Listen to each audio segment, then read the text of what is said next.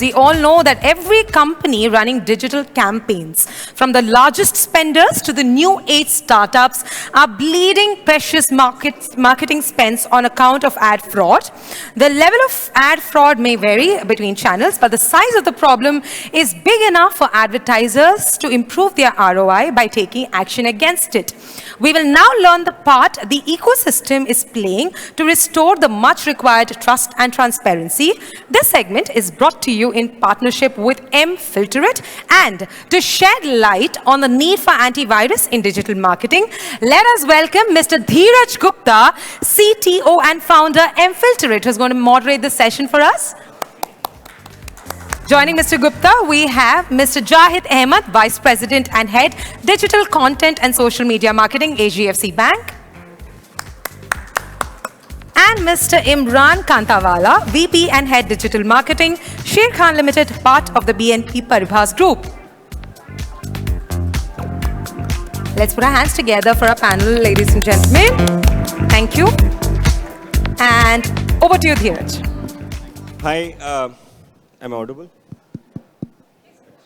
Okay.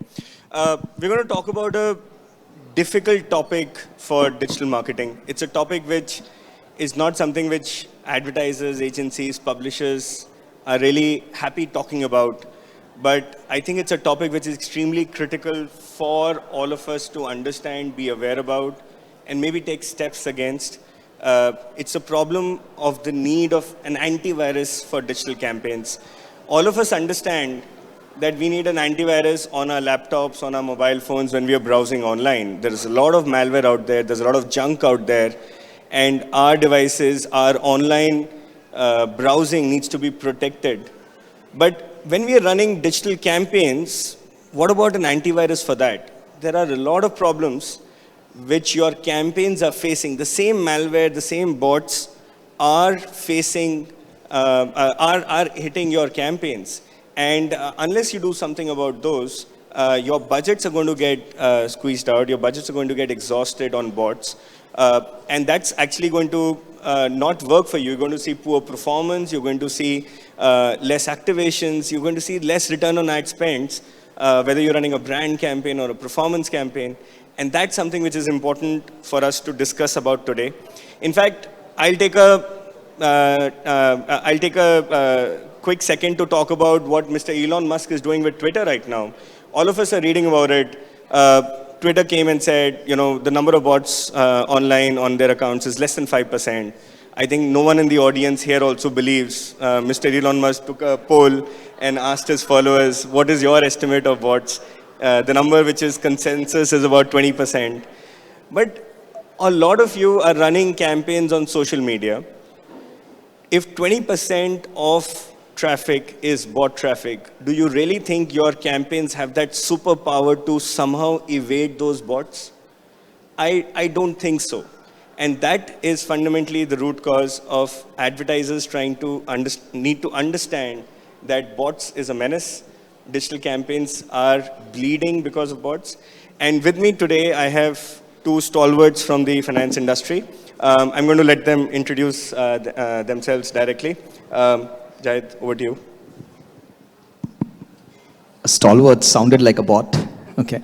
But great, yeah. I'm Zahid. I'm from HDFC Bank. I head the digital marketing out over there, which includes the entire performance as well as the whole engagement part of social media content. And yeah, bot is something that we love too because it helps us to judiciously justify to our CMO, this is why you need us more. So yeah. Yeah, Imran. Hi, I'm Imran Kantawala, and I head the digital marketing function at Sher Khan. I oversee the complete acquisition side from the lead gen perspective. Yeah, that's me. Thank you so much, Jahid and Imran, for coming over. So I think instead of me talking about this, I think let's hear from these advertisers as to what they are seeing on their campaigns. What are they doing to fight this menace? So let's start with you, Imran. In Sher Khan, what kind of problems are you seeing on bad traffic quality, and what are you doing to solve for it? Cool. So I'd like to start with first agreeing that whether there's bad traffic coming into the ecosystem when you're doing advertising. And from basic top level analysis of your analytics, of, the call recordings that you listen to, you'll get a sense whether your, ecosystem has a lot of, flab, as I would call it, in it. And to, to, to think about it, the first thing that we did was that we did the standard thing of putting CAPTCHAs and putting OTPs. But even after those, we were still seeing fraudulent traffic coming through. That's when we started delving more, and we were trying to find out what was happening. And on all channels, including the trusted partners also, we were seeing some kind of, conversion rates mismatched from what we would normally see. So we reached out to mFilterIt, and we started our journey with them about 6 to 8 months back. And since then, we've seen so much more in terms of ad fraud, and you're able to analyze and assess so much more. So I would say that ad fraud is component of two things. One is that there is no real person, and you're paying for that traffic. And the other one is that my organic traffic is being pulled by publishers, and I'm paying for that again also. I see both of these very, very prevalent on almost all channels in combination. So in some places, one type of fraud will be there. In the others, another type of fraud will be there. But the problem is that on paid channels where you're paying on click, if you are analyzing people, once they've come in, you're anyway spending that marketing dollar. So you need to do and have some mechanism in place to block that. Also, what is important to understand is that when you're doing all of this campaign, you're not only doing it for the conversion right now, you're building your first party data out of it. If your first party data itself is going to be diluted, you're setting up yourself for failure in the longer term also. The third thing is, because we are governed by the BNP Paribas group, risk is a very important factor, and auditing of spends is very, very key. Because we are a bank and a global one, and we have to adhere to European standards of audits on these. This was something which was a burning issue for us. So tool, I feel, is definitely important. So tool has to be implemented, but along with that, there are basic measures that can be put in place. Just going through your overall analytics, scanning the web for, fake websites of your own brand, or, seeing what kind of offers people have out there on your brand. All of these are starting points to give you some kind of an idea as to the amount of fraud that's there in your system. Well, thank you so much, Imran, for that. Some takeaways, if I can just touch briefly. If any one of you are running a campaign and you're thinking that, hey, I'm protected with a phone number, OTP, or a CAPTCHA, I'm sorry, bots have already hacked those. If any one of you has a phone, go to this website, sms-activate.ru. It's a Russian site, gives you disposable phone numbers. There are almost 100,000 plus Indian telco phone numbers on that website, available on an API. I can create 100,000 accounts across any of these accounts, and all of them will be OTP verified, but these are called disposable phone numbers. It's all there. Search online for disposable phone numbers, and you'll be surprised. We all see bots behaving, interacting. We see chat bots, we see voice bots, we see bots like Alexa booking an Uber cab for us. Bots are already doing a lot of things, but somehow advertisers feel that, hey, my impression campaign or my click campaign will not have bots. It doesn't make sense. If bots can book an Uber car, they can click and they can visit your website and they can fill up a lead form, and by the way, they can bypass CAPTCHAs, right? So bots, unfortunately, have become more and more sophisticated, and it's important to realize that. Second point, I think, which Imran was talking about was on trusted gardens, walled gardens. A lot of advertisers feel that, hey, I'm running on a Google or a Facebook or a walled garden. I shouldn't be worried. Definitely these players are doing a great job in trying to reduce fraud, But is that enough? Is that enough for you as an advertiser? Unfortunately, no. Even on walled gardens, fraud levels of about 15-20% is fairly common, and blocking those out is easily possible. Technology is available by which they can be detected and prevented, which means that you have a potential upside of 15-20% on your campaigns, even on trusted platforms like walled gardens. So something for all of you to think about. Jahid, I'll come to you. At HDFC Bank, what are you doing on fraud? What are say some processes you're building in to take care of this menace at your end? So let's take a broader view first, right? So today, I think when you're talking about digital marketing, while rest of the other advertising platforms are growing at 5-7%, digital is growing at a 25 to 30% year on year CAGR, right? Now, I think by 23, we will be close to around 33,000 crores of media spends, which I think previously held forte of TV is going to be breached by digital. And that will be a great news for all the digital marketers in the room. Right now, when this is happening, okay, now, I love that Spider-Man's dialogue. With great power comes great responsibility. I love the second part of it also. This is a gift, this is a curse. So who are you? You are the digital marketer who knows how to handle ad fraud. Okay, because if you don't know how to handle ad fraud, all the ROI metrics will be a mirage.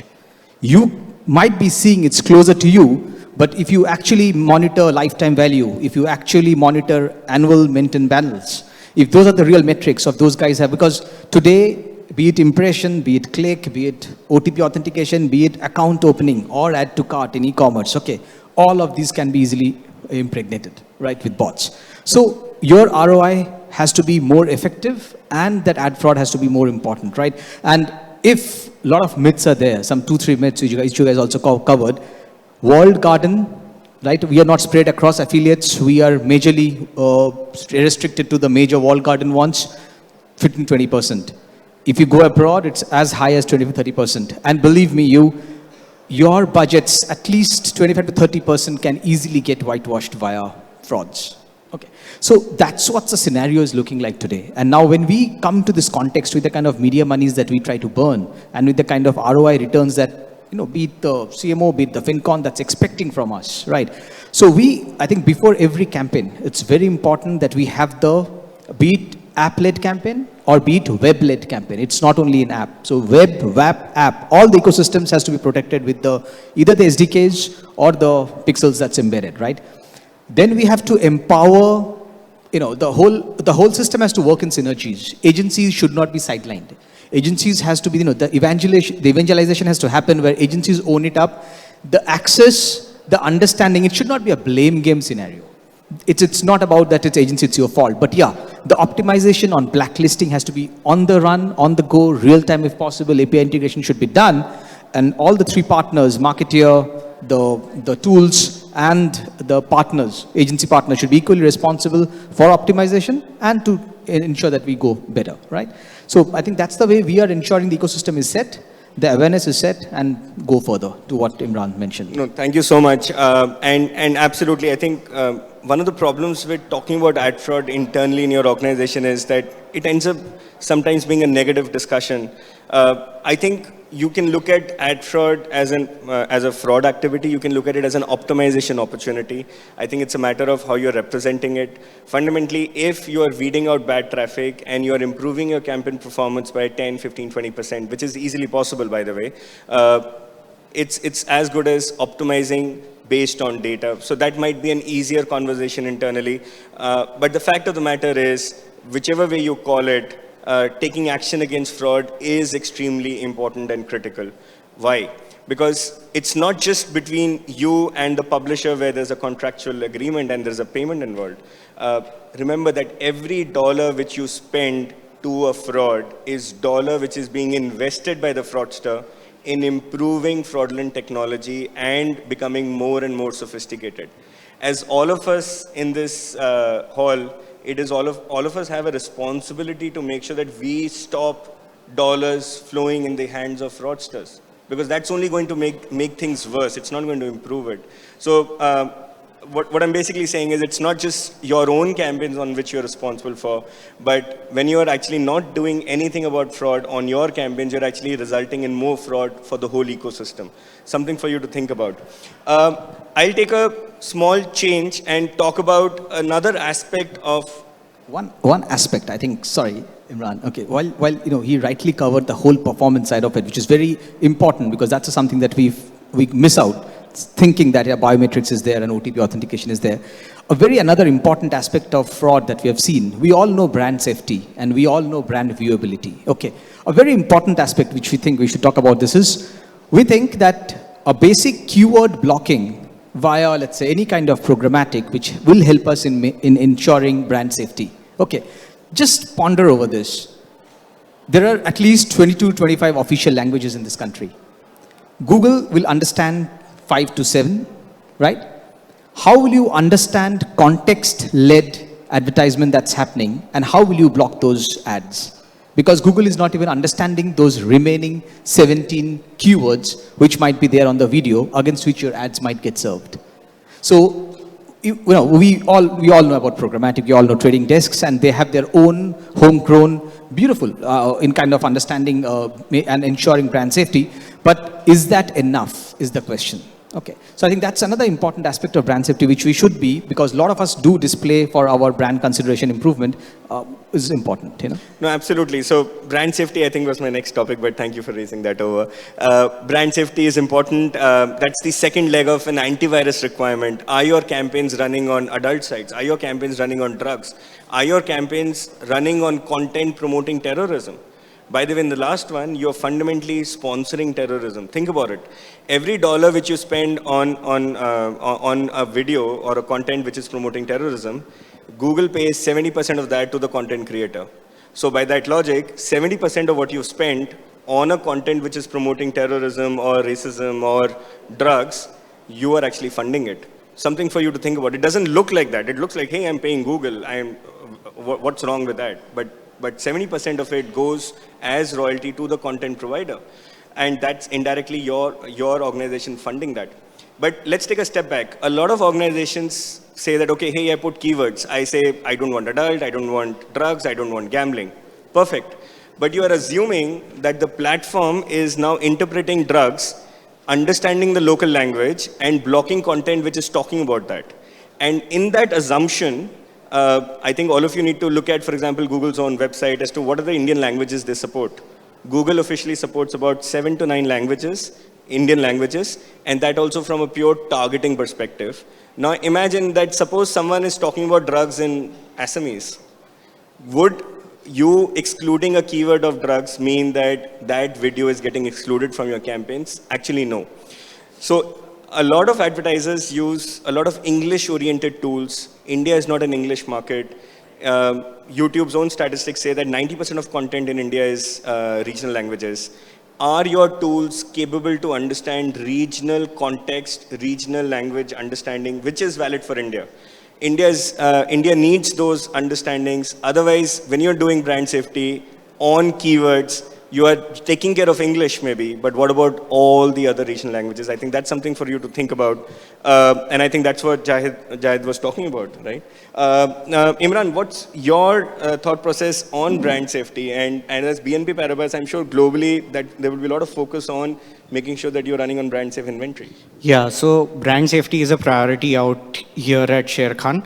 Along with that, because I'm coming from the performance background, we've always run campaigns for brands, and we've always been the ones, championing the cause and saying that you need to have a tool which helps you do that. You should have viewability data. You should have, you should ensure that, you're using tools which are going to block these kind of, themes from your traffic. So definitely that's very important. Understood. It's a priority. I'll talk briefly about the third leg, which I think is really important from an antivirus journey, right? Remember that an antivirus is covering a lot of different facets of your digital journey of your brand. The problem is on brand infringement. There are a lot of scams running online where your logos, your trademarks are being misused by scamsters. Either they're selling counterfeit products or they're making fake websites and doing phishing scams on your customers, lottery scams, job offers, customer care fraud. One of the big issues we've seen is fake customer care numbers floating all over the internet. And when your customers are taking that number, searching on Google, finding that number, calling up that person, they're actually getting scammed about. It has nothing to do with your media. You're not actually spending money for that. So it's not a media problem per se, but it's a brand problem for sure. Your brands are being misused by others. And when customers are getting scammed, your brand will never be trustworthy in their eyes, right? You are not responsible for that scam, by the way, but your brand will still suffer. As marketeers, making sure that the digital journey of the consumers is safe, clean, and trustworthy is as important for you as, say, for your IT team or your trademark infringement team. Because as marketeers, you will face the burden of it in terms of resolving it. Jahid, as a bank, I'm sure this is a big problem for you. We've all seen problems of phishing SMSs, KYC scams, people trying to steal money through OTP misuses. What is the bank doing about it? And I'm sure that's a lot of us in the audience have probably faced that problem ourselves personally. Yeah, I think you've kind of spoken about it all. So what you're doing is you have realized this, that basic, to a human naked eye, we'll always miss this error. It is HFDC Bank and not HDFC Bank. As simple as that, URL that will get populated. If you serve people in a hassle to block their cards for any mishap, or to come to any kind of inquiry, they will search customer care number. No brands generally bid for those keywords, right? So organically we rank. So these are the cheapest keywords that anybody can bid upon and put a customer care number, which then goes to the spam stars. Okay. So then Google My Business, that's one of the den. So all the comments that's there in Google My Business, to an extent, you can easily edit the address and put other numbers. So how many guys are actually editing Google My Business? It's open source, right? So then there is job offers on LinkedIn. There are job offers on Facebook, right? So every social media engagement platform, every platform, starting from a Quora to anything, is become a HubSpot, become a den for anybody to kind of approach to you and talk to you about a number which if you call, you've fallen in the trap. Okay. So what we're doing is we have taken out of this tool, I think, so mFilterIt's tool, which is helping us. Otherwise, the bank, and I think overall the industry, is very reactive. A fraud has happened, customers call, then you start reacting to it. There is a golden hour. If you have called within the golden hour, you get saved. Otherwise, blah, blah, blah, blah. Right? So what we have done is, being the most responsible brand in this country, one of the most, okay. What we've done is we have done a proactive measure. We are proactively crawling the entire web world and looking for all these platforms or customer care numbers that's coming and bidding on us. Okay, even if it is all the variables, HFDC and across any kind of variable that's there, which is hovering around on my brand. There are offer pages, there are fake pages which is being done on our brand. So this tool helps us to kind of scan through all of them, report. In 60 days, I think we have just talking about it on Quora outside, 4,000 such instances, and we could take down 92% of them in a one-day flat. So I think that's maybe a social responsibility that we are trying to work towards, and maybe helping a lot of customers of ours to not fall into this trap. Yeah. And I think especially as a financial institution, building that trust for customers that my bank is taking care of all of this, I think is important, because customers are seeing this behavior. We keep receiving phishing SMSs, KYC, OTPs, and we know that this scam is going on. But if we see that the bank is not doing something about it, then obviously it deteriorates the confidence level I have in a bank, right? So that I think is important. Any thought from you on Sher Khan's side, Imran?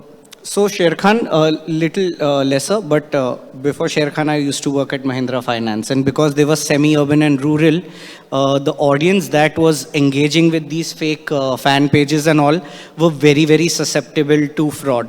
And, they would be like, messages constantly which would say that we had applied for a job and we've paid money, we had applied for a loan and we've paid money, and we wanted to do something for all of those fake pages on Facebook and all these examples that Jahid spoke about. So I've seen this problem very closely at Mahindra Finance, at least. No, absolutely.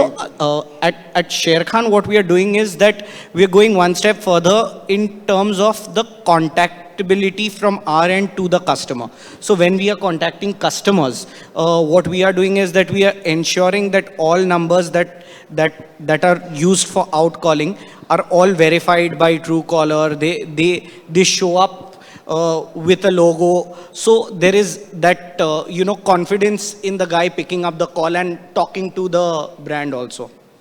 No, absolutely. I think that's a great suggestion for anyone interested in that problem in the audience. That how do you build that trust from your calling team? And I think Truecaller is something which a lot of customers use in India, which means that it gives a level of confidence for customers. So I think as a summary, if I can just link all of this together. In your digital marketing journey, you're going to face a lot of roadblocks. There are a lot of bad actors out there which are out to steal your budgets, which are out to impact your brand. As a marketer, first thing is awareness. I hope this session helped in that front at least. And the second step in this journey is that to do something about it. It's important that if you're aware about this problem and this menace, then you're doing steps to control it, because as digital marketers, the burden is on all of us to make sure that we are cleaning the ecosystem and we are making it a better place for online users to interact with our brands and do business online. In fact, I'll take a very interesting angle to this. Prime Minister Modi rolled out the Swachh Bharat Abhiyan, right?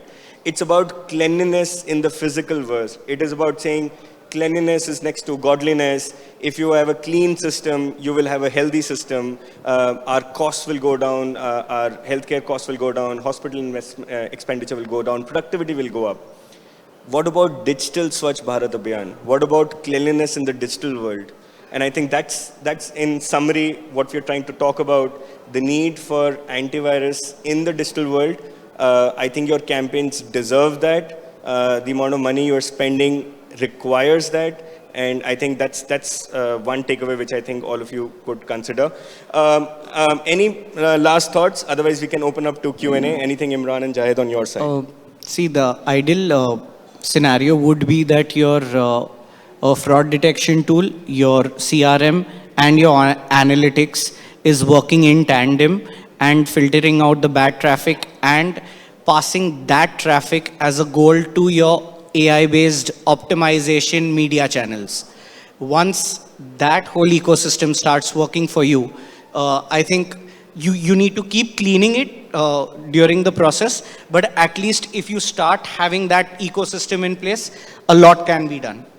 That's a brilliant idea. I think connecting all of these disparate systems together so that your optimization engine works in a single direction, I think is important. Jahid, any last thoughts from your side? No, I think Dheeraj, you have used the behavioral economics principle of fear to invoke enough awareness in the room. Okay, so I'll not create that anymore. But yeah, the gravitas of this topic is significant. Okay, and in fact, let's say we should take it on ourselves to kind of evangelize and talk about it in the organizations and ensure it's hardly 4 to 5% of the entire media cost that will help you to save around 20-25% of your budget and give more effective ROI. I think that should be a goal that we should always incorporate. Yeah. Guys, this is one place where you actually gain more by taking action and becoming the good guy. All of this is actually a positive ROI case, and you save more than what it costs for you to take action against this menace. So we are almost out of time. Any questions from the audience which anyone is interested in?